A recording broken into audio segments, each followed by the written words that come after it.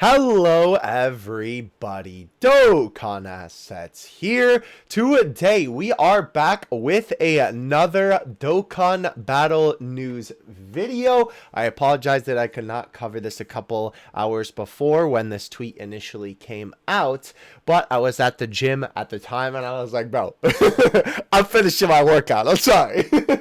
But we're here now, and obviously you probably saw from the title of the video, we now have some pre-information on how revival skills work, courtesy of our boy Cody. Now, if you are curious who Cody is, not only is he the owner of the Dokkan HD account, making true HD arts of all the Dokkan art. He literally like redraws them basically, and it looks really, really good. So definitely check him out there if you have not yet. Of course, I'll leave a link in the description. But he is also a member of the Uni Dokkan team, which if you are unfamiliar with Uni Dokkan, it was previously the mod that everybody used, or the mod client, I guess you would say, that everybody used for Dokkan. But a lot of the people that were involved in that project have just kind of continued, peeking around and picking around in the game's files and, doing all that type of stuff. And Cody is one of those people. So him and a couple of the boys from the Uni Dokkan team have been trying to get a working video of how revival skills work for a little while now, because they have actually been in the game for a little bit, like the code and how it works, but obviously nothing too like super concrete, you know what I mean? But apparently it seems that unfortunately they have given up on making a video on the revival skills, like a video showcasing it, not like, a news type of video,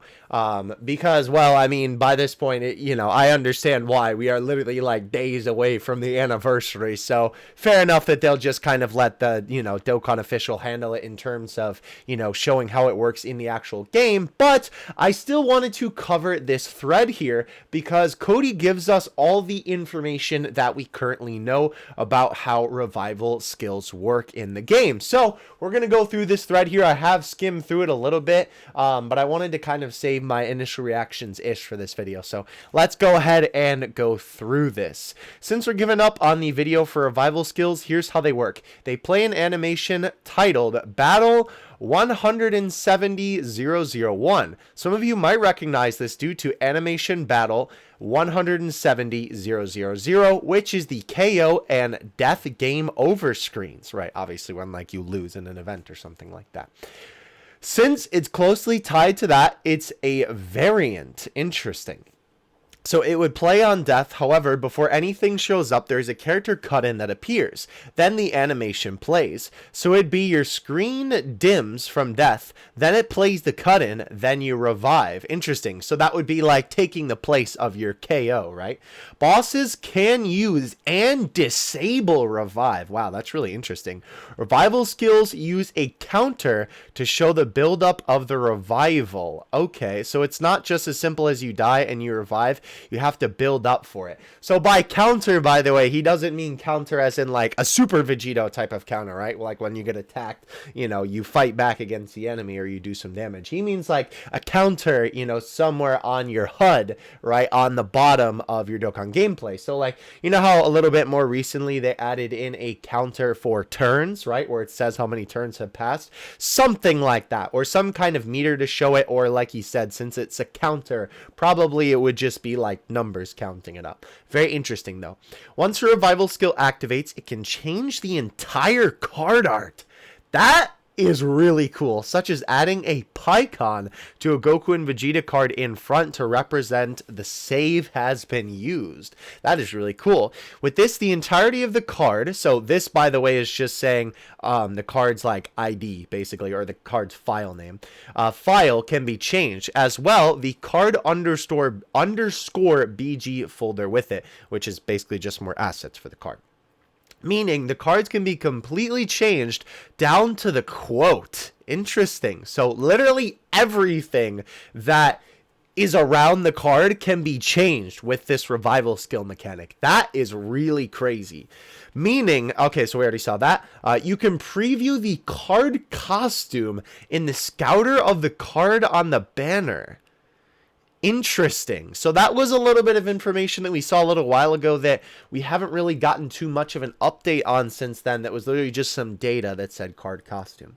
With this, some characters, an example would be a Blue Evo Vegeta, could have, after receiving 10 attacks, Revival can be activated, and the art would change from the cracked armor to shirtless, right? That obviously is, from the progression of the Tournament of Power.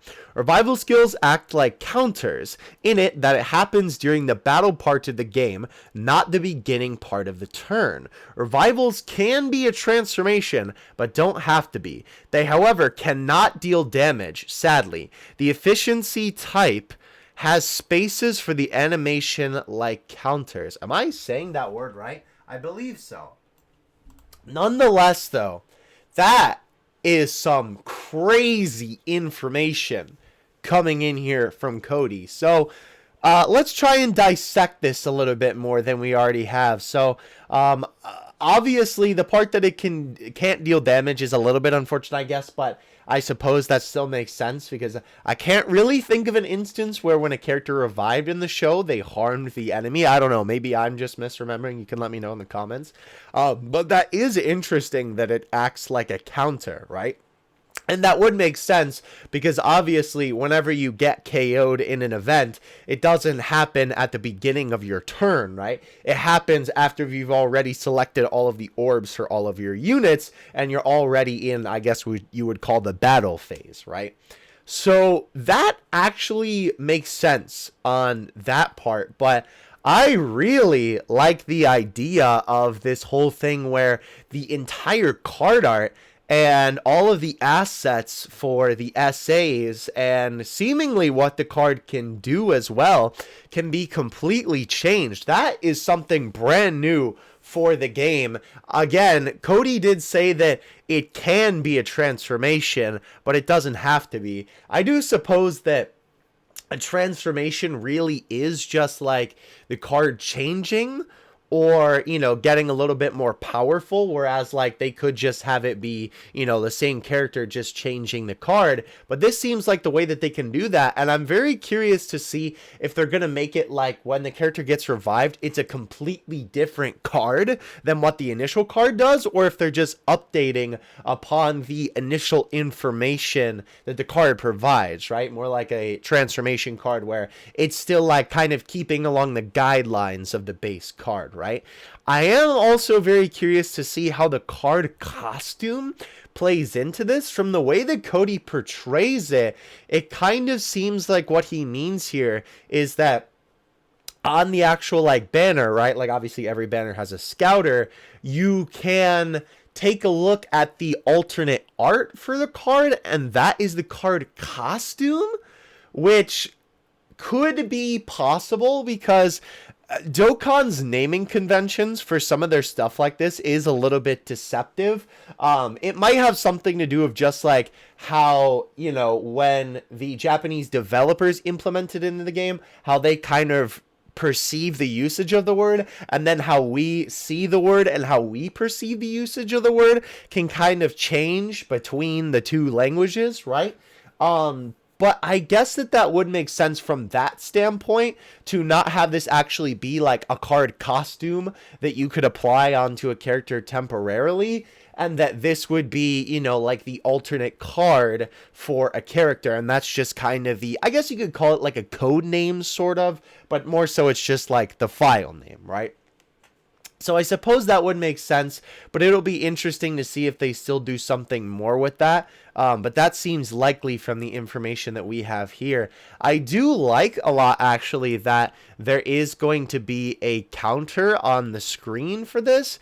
I do think that is pretty cool, as in a counter like, at the bottom of your screen on your UI, not UI Goku, as in your user interface, right, that it counts up to it.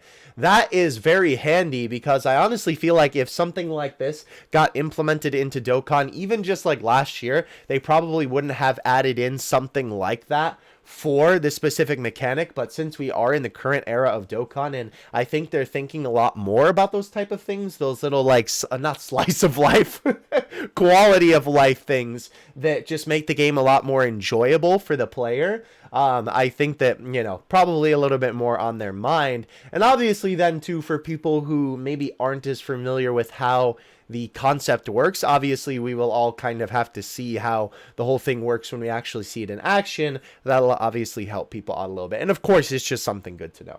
But I think that is everything that I have for you here.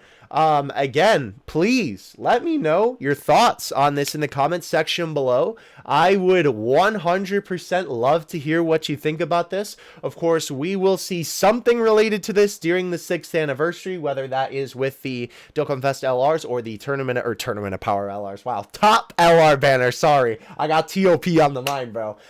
We will have to wait and see. But without further ado, I will catch you guys in the next one. Thank you so much for watching. Dokkan Assets out. Peace.